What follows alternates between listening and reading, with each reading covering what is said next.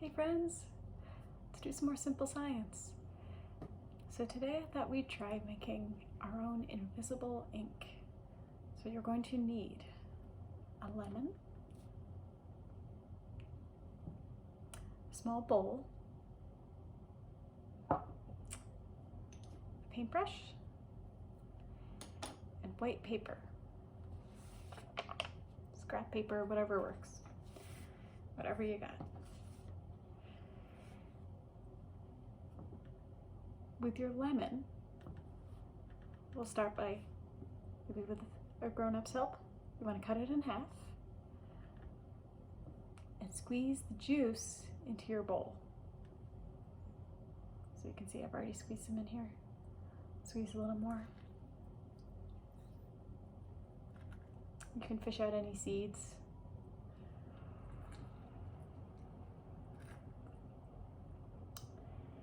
And then, with your paintbrush, give it a little stir,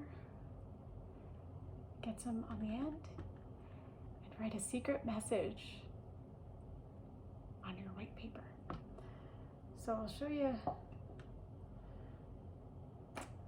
I'd written one on here. I'd written another on here. I wrote one here. But it's totally invisible, right? I do advise, make sure your paintbrush is nice and clean. It doesn't have any residual leftover paint from the last time you used it to paint. Otherwise you might get a bit of that paint residue in your message. I don't know if you can see. I had a little bit of blue in my paintbrush. And it kind of came through on that test. Then if you want to read your secret message, or you've left it for someone else to read, the trick is to expose your paper to a heat source. Now this is where things get a little tricky, and there's a bit of a caveat. The best heat source I found was the stovetop, which is kind of dangerous unless you have a grown-up nearby. And even with a grown-up nearby, you really don't want to set your paper on fire when you hold it above your stove. So I'm going to encourage you guys to find other heat sources. Do some experimenting after you write your message. Maybe leave your paper out in the sun for a few hours. Sun's a great heat source, right? Even though it's far away, give it a try. I also saw that a lamp with an old-fashioned, like a proper incandescent light bulb, not a fluorescent, not an LED, but an incandescent light bulb, should generate a lot of heat that you could expose your secret message to. If mom or dad or nearby grown-up has a lighter that they can use very, very carefully, again, you really don't want to set your paper on fire. You'll destroy your secret message.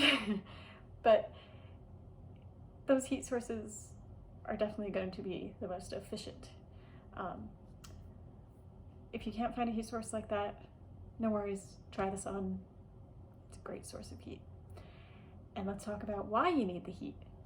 So you need the heat on your lemon juice secret message because lemon juice has carbon in it, and when carbon is exposed to heat, it comes out of the paper, comes in contact with the air, and oxidizes. Do we know what oxidize means? Yeah, it's a chemical reaction when the carbon meets the air that changes the color of your message. So it'll turn your message like a rusty brown, maybe black. So I'll show you. When I expose this one to the stovetop, see that? Started to reveal the message. And it's that oxidized, rusty brownish color. Thanks to the carbon coming in contact with the air around us, the oxygen around us. So try different sources of heat. Experiment with your acid. Remember, this lemon juice is an acid.